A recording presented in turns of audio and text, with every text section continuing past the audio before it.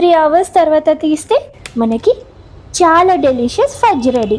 అయితే మీరు మీ చాకుని వేడి నీళ్ళల్లో ముంచితే మీకు ఇంకా ఈజీగా తొందరగా కట్ అయిపోతుంది. చిన్న ఫ్రిడ్జ్లో ఉంది కదా, సో కొంచెం కట్ చేయడం కష్టమవుతుంది. అదే మీరు హాట్ వాటర్లోని డిప్ చేసి కట్ చేస్తే ఈజీగా పీసెస్ అయిపోతాయి. చూడండి, చాలా యమ్మీగా అనిపిస్తున్నాయి కదా.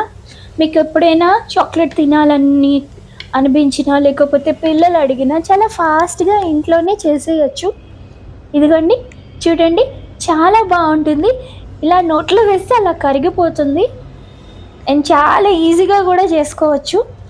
మనం బయట పర్చేస్ చేసే కన్నా హ్యాపీగా ఇంకా తక్కువ ధరకి ఇంట్లోనే చేసేసుకోవచ్చు.